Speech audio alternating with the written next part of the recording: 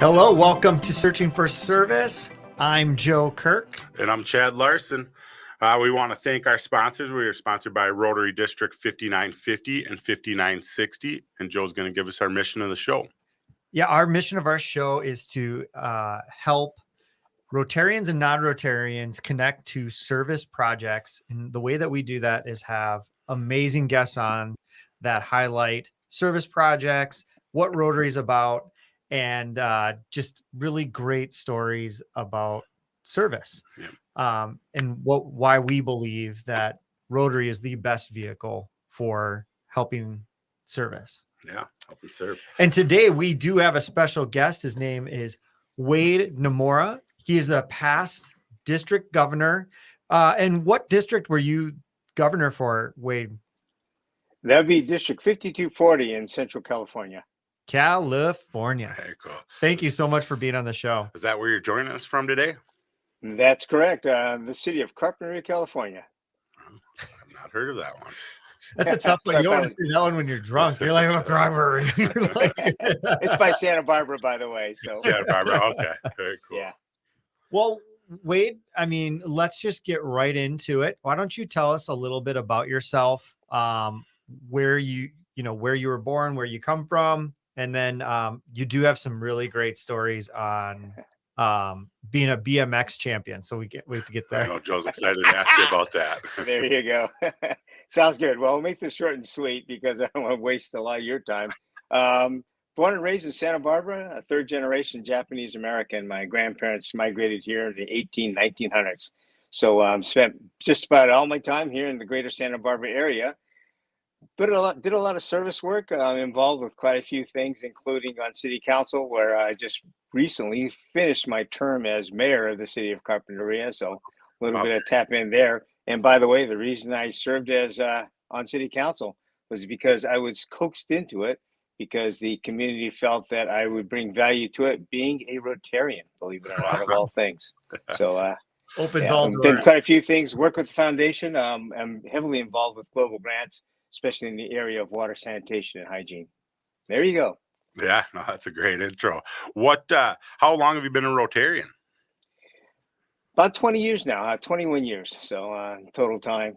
I joined starting a new club, Carpinteria Morning Rotary Club. I actually chartered in, and I was one of the charter members. I think there's only 3 of us left now. So, but it's been a great organization, and I've enjoyed it quite a bit. So then how did you get introduced to Rotary? It sounds like that you were part of as a charter member, but how did you get roped into joining the club? You must have been there to see that happen. My wife was the one with the rope. She dragged me in kicking and screaming. And you never left. never left. Soon as it took me about 3 years to see the value of it, and they sent me out on a water project actually, and that was my life-changing time and experience, and my quote Rotary moment that I'm sure a lot of your other guests have talked about. Yeah, it's almost like we teed you up for that question. Yeah. You did well.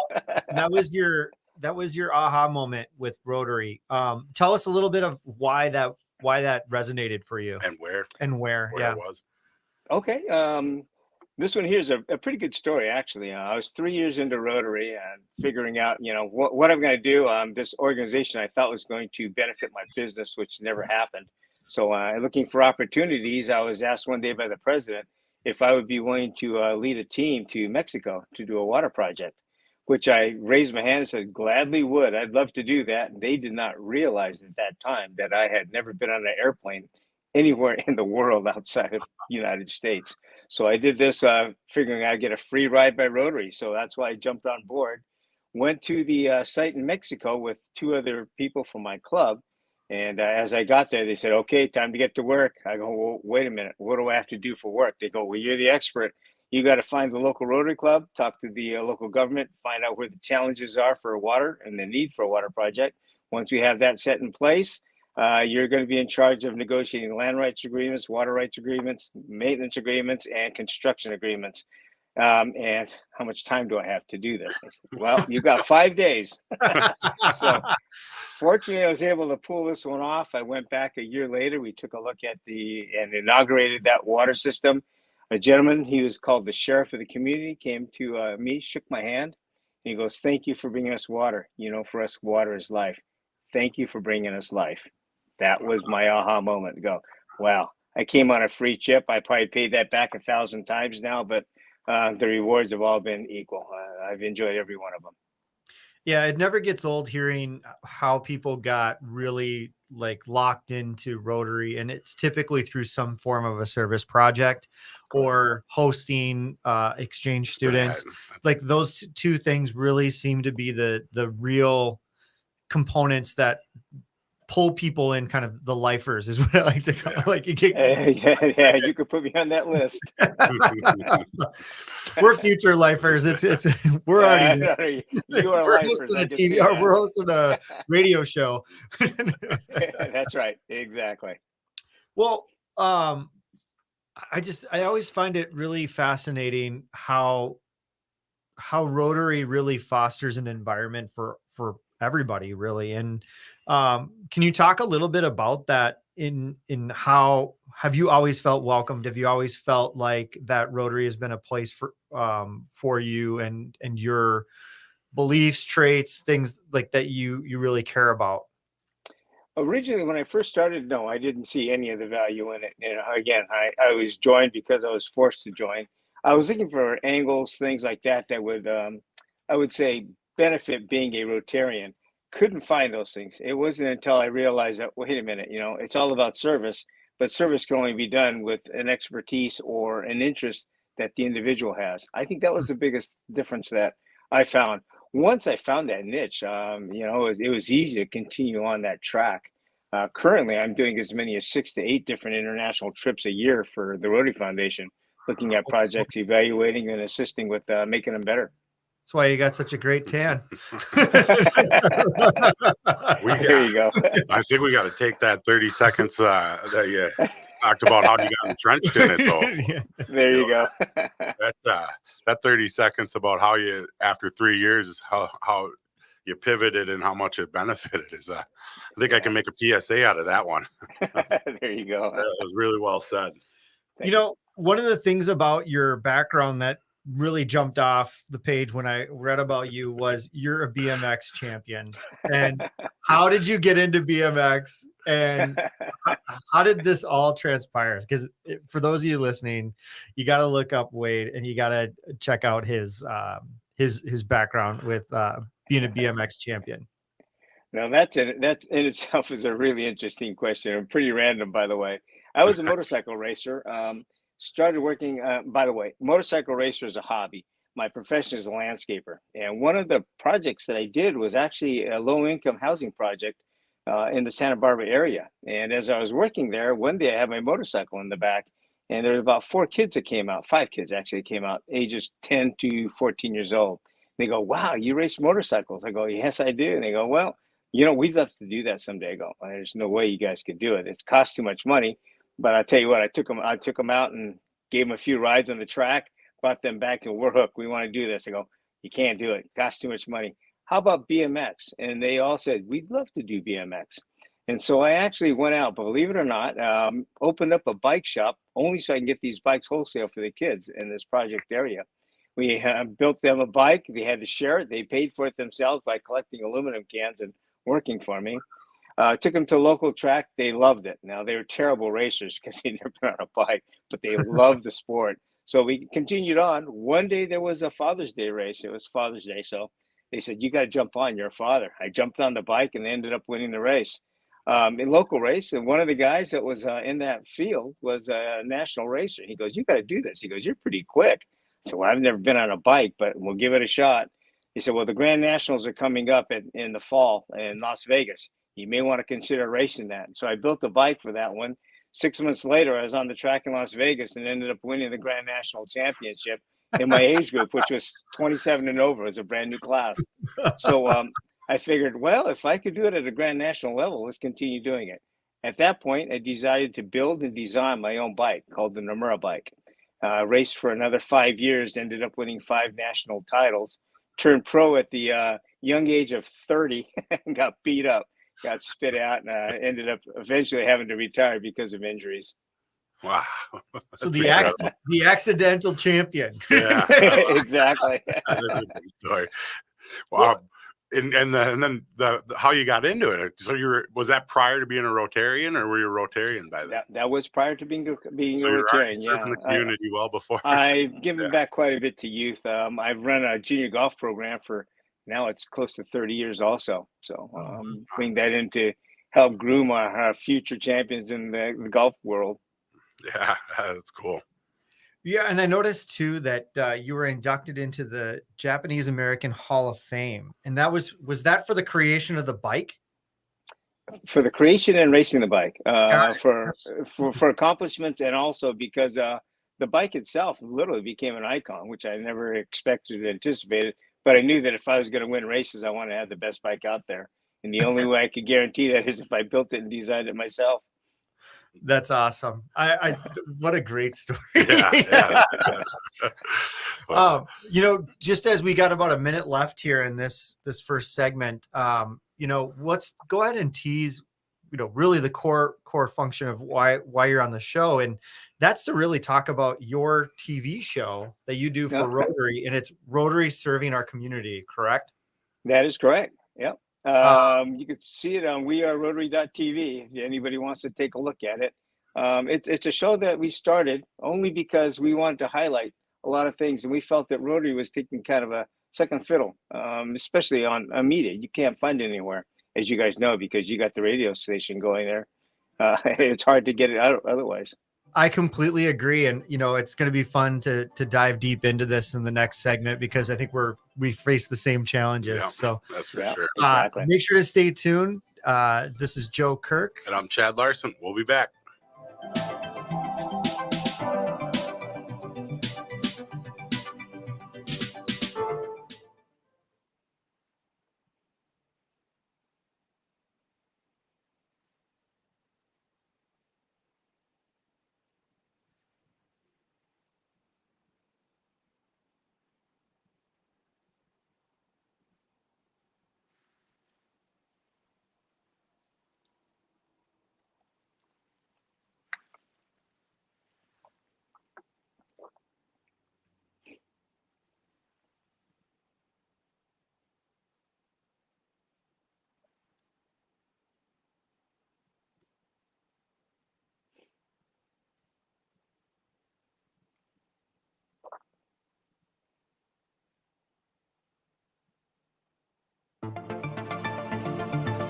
Welcome back to Searching for Service. I'm Joe Kirk, and with me, I'm Chad Larson.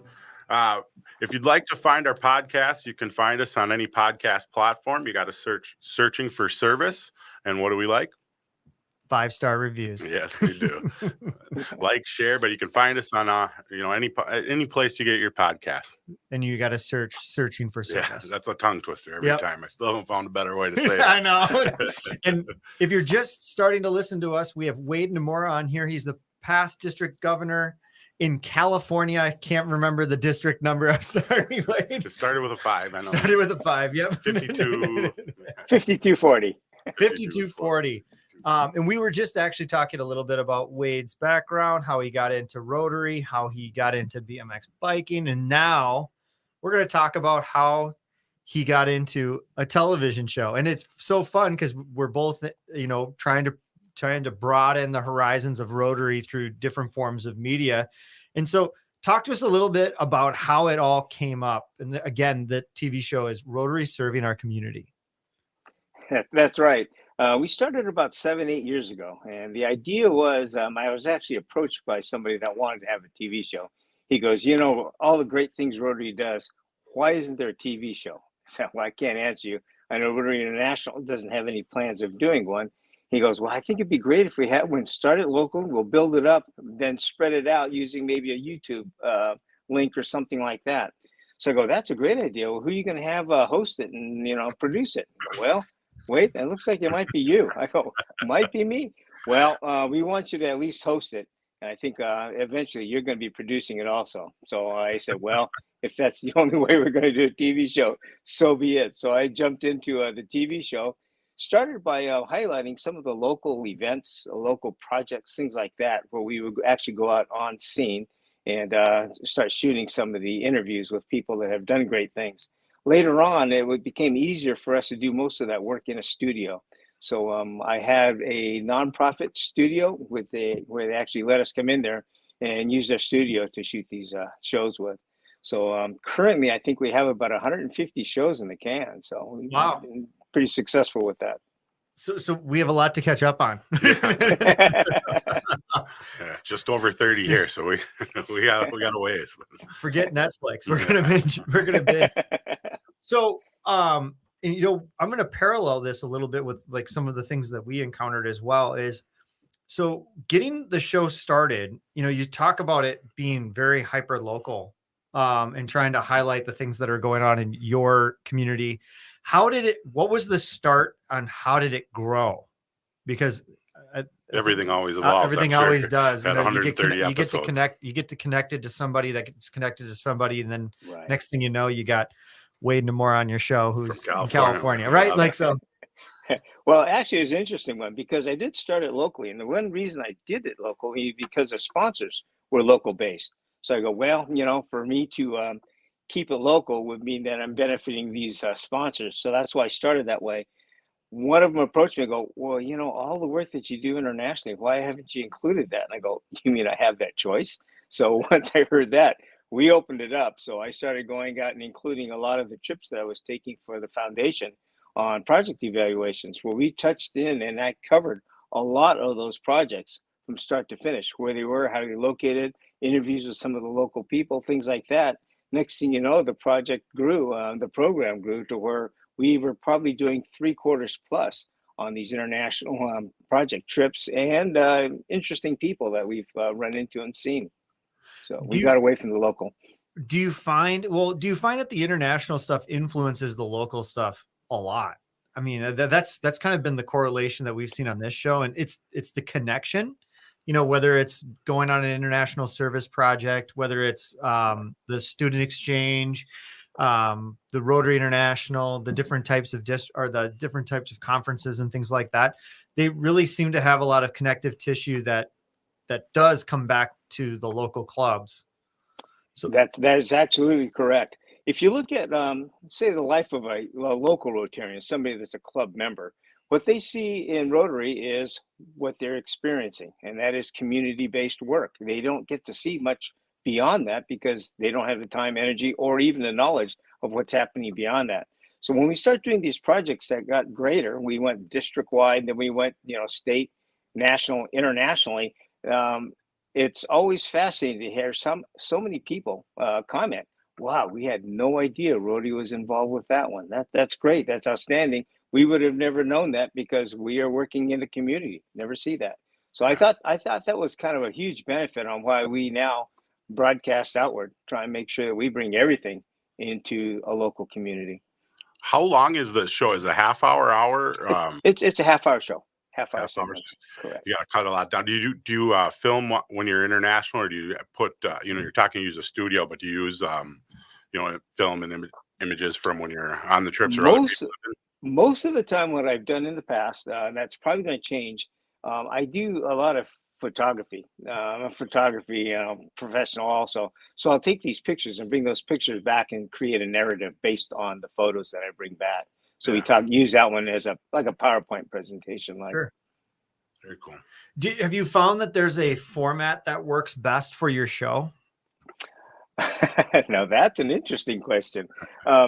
I've used pretty much the same format. Interview process, 30 minutes, one segment, 30 minutes would be one show. So we talk about one specific theme or idea. I was approached and have a new TV show that we just started last year called Carpinteria Living. And I was asked to produce and host that one also. This was more in the format of a magazine show. So they're 10-minute, 15-minute segments where we actually go out there and we shoot those things live in different areas and then bring that in. So I'm thinking about using more of that format where we can go ahead and bring in a lot of things, because once in a while, 30 minutes on a topic gets a little old for the viewer. Whereas if we keep that interest in 15-minute spurts, 10-minute spurts, we can cover a lot of area and keep that interest factor. Yeah, I remember when we first started this show and the 4 12-minute sections and going, how are we ever going to talk about anything? And then it's because it's quick, right? Like It is quick. actually in the very beginning, it was, how are we going to fill 12 minutes? And then very quickly it was, oh my gosh, it goes by so fast. And, you don't get to necessarily get into everything that you want. Yeah. So how do you really boil down the interview to capture the essence of what you're trying to get to in that episode? Right. Well, as you know, what you do is you find out what brought this person, this guest on board in the first place. Mhm. And you highlight that and you try and bring that out from beginning to end, how you got involved. And then you talk about the benefits of it. And at the very end, how do you get involved as a listener or a viewer? Mhm. So Yeah. those are the same tricks I use there. And I think that's a good way to keep the people engaged. And it gives a lot of opportunity for those that are interested. What have you had a favorite guest or subject matter? I knew you guys were going to ask me that question. I would say one of the interesting ones, and I would like to share this one only because it's good timing that you guys asked me this. One of my interviews I did was in Atlanta at the International Convention, and in Atlanta, I had the opportunity of interviewing then director Jennifer Jones, and I asked her at this interview. I go, "When do you think we are going to see a woman as a president of Rotary International?" And her answer, very unique. She goes, it would be a travesty if we had a woman president of Rotary International because she was a woman. It would be ideal to have somebody that was qualified, most deserving, and the one that should be leading this organization because they've earned it, because they are there for that specific reason. Well, 2 years later, she was selected. So there you have it. It came Wow. from Jennifer.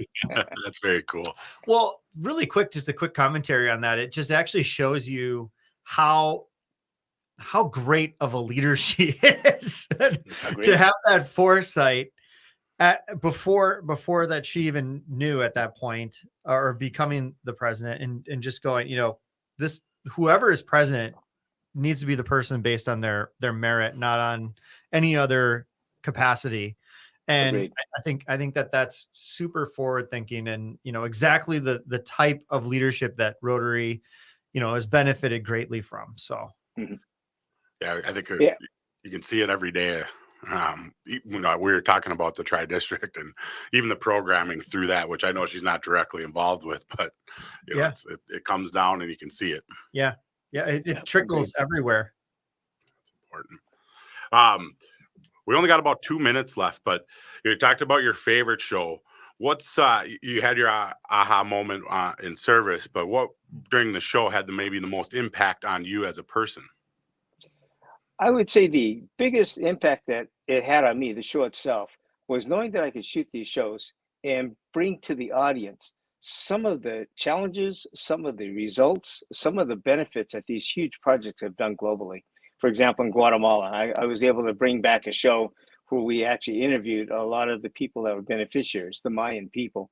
And in doing that, how often do you get a chance to actually see firsthand how your foundation money is working, how those projects are being organized, and the faces of those beneficiaries that literally had their lives changed? I think that was the biggest thrill to me to make that happen. Almost never. I mean, it's really difficult to make that connection sometimes. So I'm sure that being able to like show that and present that is extremely gratifying. Yeah, yeah. Agreed. I want to get into this more after the break, but with our show, we're trying to also influence Rotarians and non-Rotarians. Is that the focus, or is it trying to focus just on Rotarians? Or we only got about 30 seconds. We're going to dive more into it, but where do you see the goal for your show? We focused it on the Rotarian audience. However, the big benefit is we also stream this thing to public. So public access gets to see this. Ideally, we want to highlight what Rotary does to the public, get them involved, engaged, and know what we are all about. Yeah, that makes sense. Makes And- total sense. I mean, what's great is, just before we wrap up, is what's good for Rotary tends to be what's good for the public at large anyway, or community at large. So just as a reminder, you're listening to Searching for Service. I'm Joe Kirk. And I'm Chad Larson. We'll be back.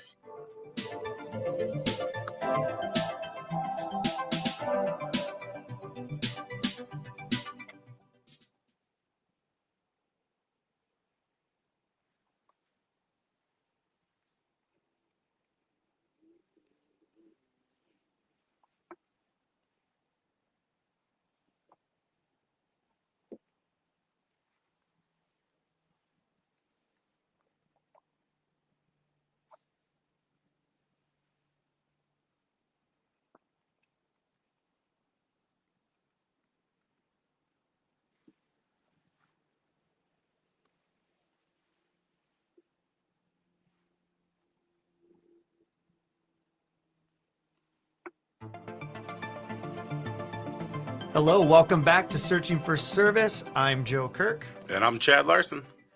and today we have Wade Namoron, past governor for District. Oh gosh, 5240. nailed it. You wrote it down. See, this is why we're a good team.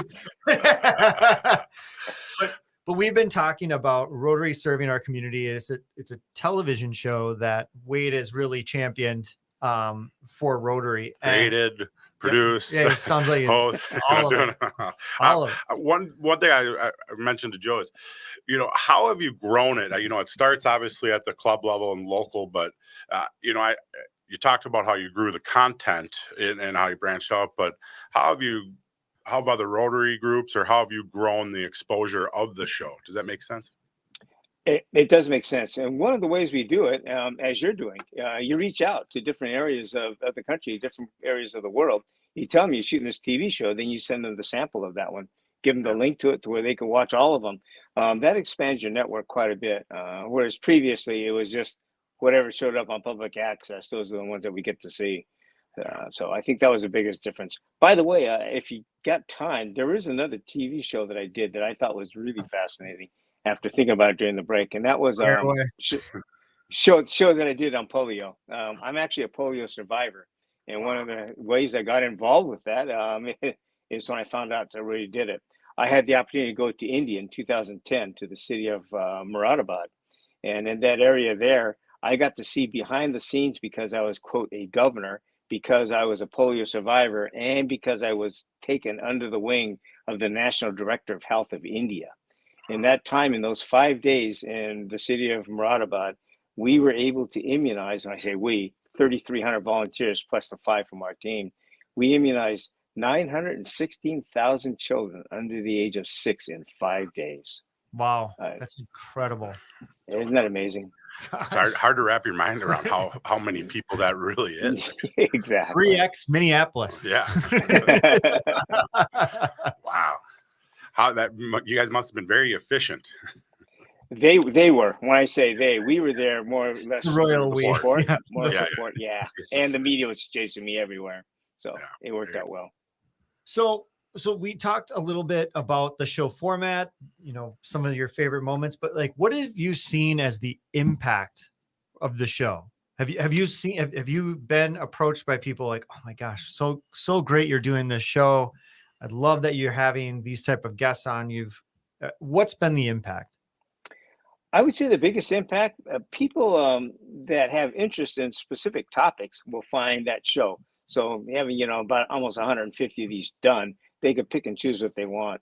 The biggest advantage, though, is that the people realize at the end that this is an opportunity for them to highlight their program, their project, their events. And so that's what we look at. We actually are doing these shows so that the other people that haven't yet used our tool, our vehicle, will have that opportunity to do so. Very cool.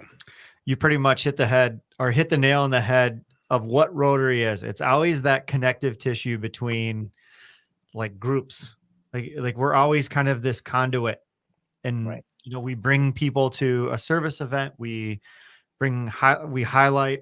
It's a very, very selfless organization, and I think it makes it really fun for a TV show and a radio show, but also very difficult because if you don't catch your audience the right way, if you don't show the value of what Rotary is, it's tough for them to access all of those other things.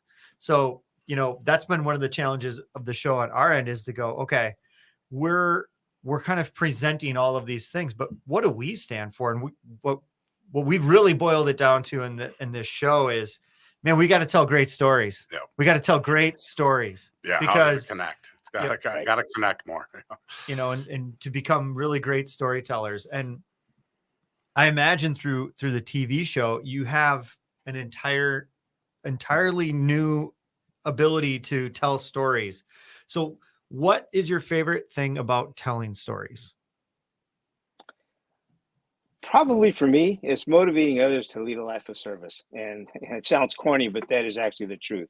All the work that I've done, if I could share that experience with other people, give them that opportunity, That's what Rotary is all about. And that's what I try and do with the TV show. Being on this show here, same thing. If you could motivate, inspire people to go a little bit beyond their comfort zone, find something that they really want to do and they're passionate about, that's what's going to get Rotary engaged for them. And it's going to be individual, and it has to be individual. Not everybody does it for the same reason. But if you give them an opportunity to be a life changer, it's going to be a life changer experience for them too.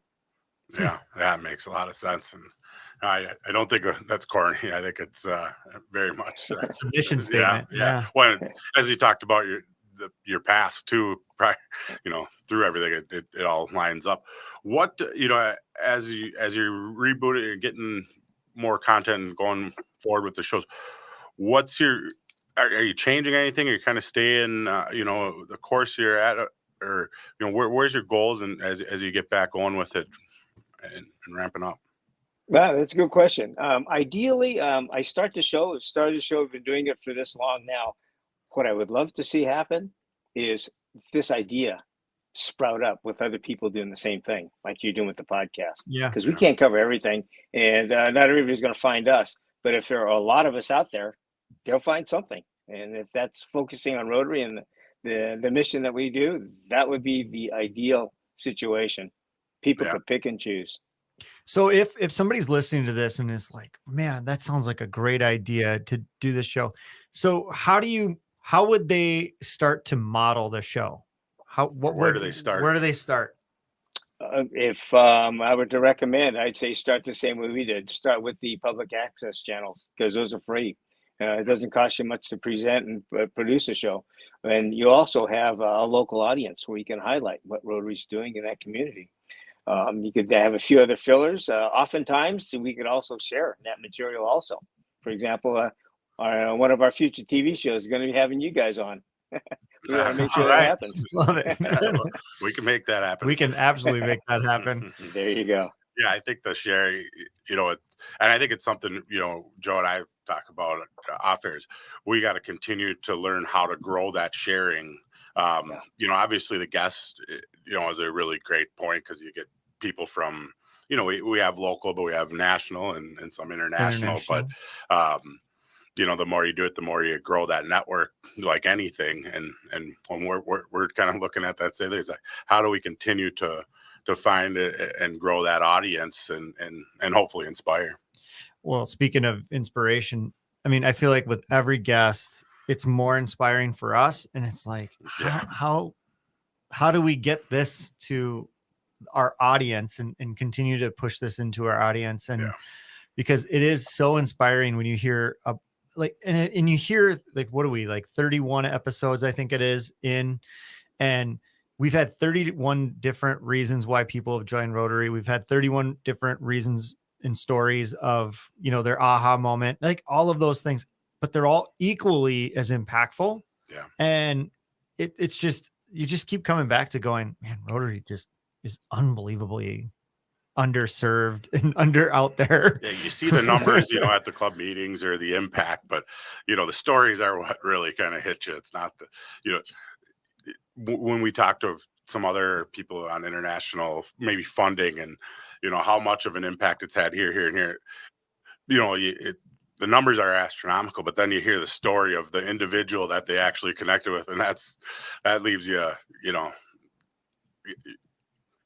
speechless all the time. Yeah. Like, wow, it's pretty cool. What, in our next segment, we'll talk about the future of the show, and we've kind of teased on it a little bit, but what are you most proud of with your show so far? I mean, it sounds like that it's been a labor of love for you. So what are you most proud of?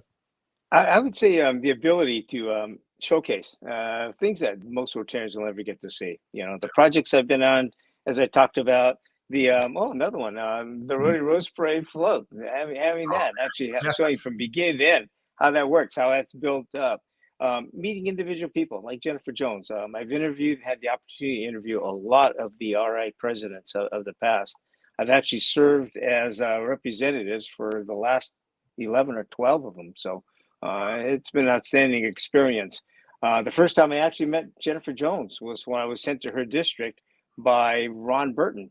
He was then president of that one. So I met her, and she was actually assisting me as one of my aides when I went to hers, and that was before she was a director. So those Wow. are some of the weird and random opportunities we have. So when we talk about the show, people get to follow along with some things that they may never get to experience, but they get to see how Rotary is actually doing all these great things all over the world. So another one that was interesting, it was Tanaka. Um, I was governor for the year just before Tanaka. Tanaka sent me to Texas. And I asked President Tanaka, why are you sending me to Texas for, to Dallas of all places? He goes, you'll find out. When I got there, the president of the Dallas club comes, do you know why you're here? I go, I have no idea. He goes, the Rotary Club of Dallas sponsored the Rotary Club of Tokyo, the first Rotary Club in Japan. Wow. Oh my gosh, how cool is that? Exactly. I go, who would have thought that? That was amazing. So these are some of the stories that I get to tell and I get to see, but not a lot of people get to hear these. Yeah. Well, that's but so you cool. get to tell them on your show, and I think Yeah. that that's a really, really powerful powerful thing. So we've got about true. 40 seconds here. Any last things? How about this? What's the biggest lesson you've learned from your show? The biggest lesson I've learned, I would probably say that the audience you reach is not always the audience you anticipate you reach. Sometimes it's 100%. bigger, sometimes it's used. There are random people that walk along the street sometimes go, hey, that was an awesome show, and I'm not even a Rotarian. I go, wow, no, that's life-changing. Yeah, that's pretty cool. That is great. And we'll talk about the future of the show here in the next segment. But I'm Joe Kirk. I'm Chad Larson. We'll be back.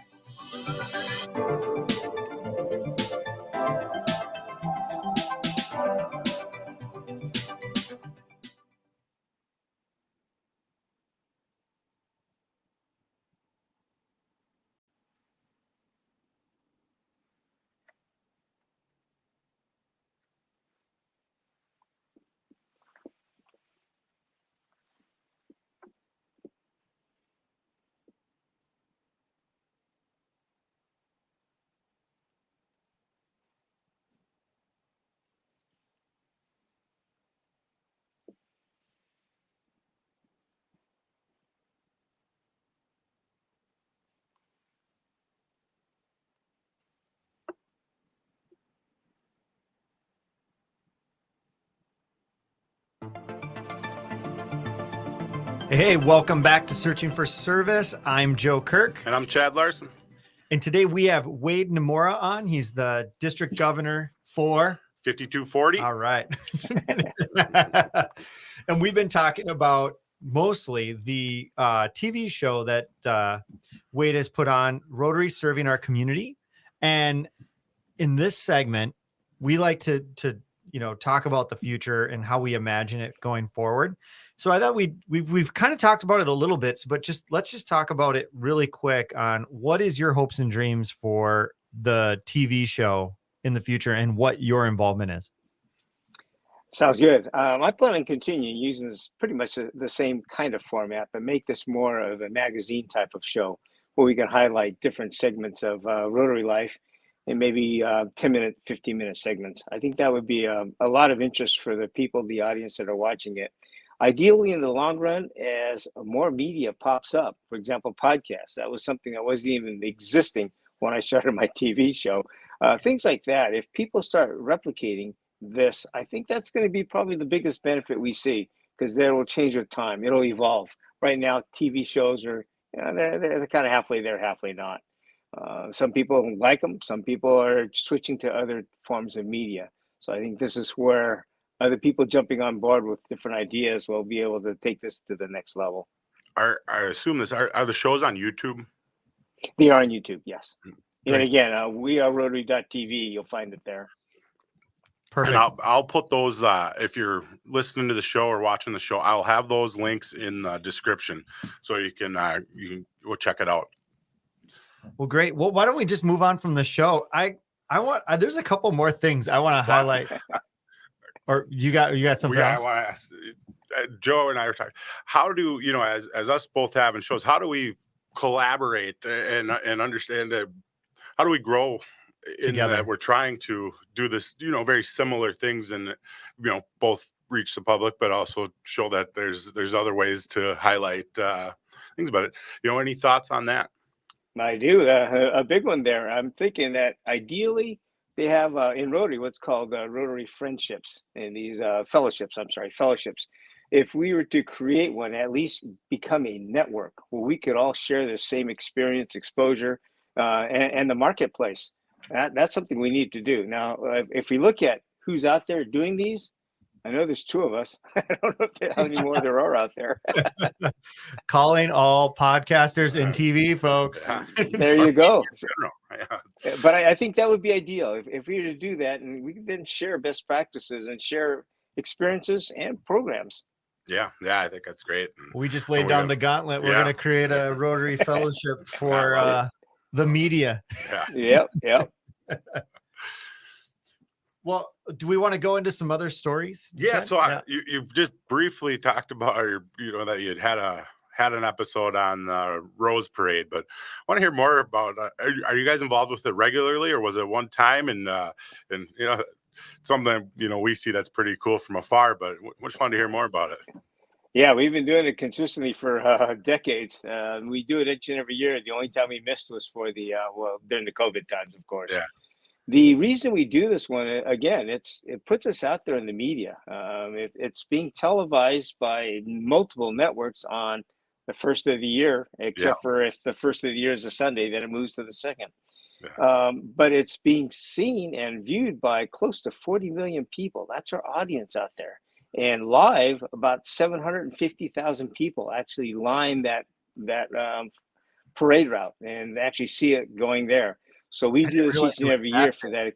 Yeah, it's huge. And it's the biggest time, the greatest exposure Rotary will have in that entire year. Sure. And that's big if you think about it. So what do we do as a committee? It takes us close to $200,000, just under that, maybe $160,000 to $180,000 to put this float down. It's all funded by the committee. So we put most of that all work together ourselves, fundraising, the whole works. We outreach by having ambassadors throughout the country or the world. Any club or district that wants to participate with us and become an ambassador, they can buy in as a member to that way, and they'll help us out also with that experience and exposure.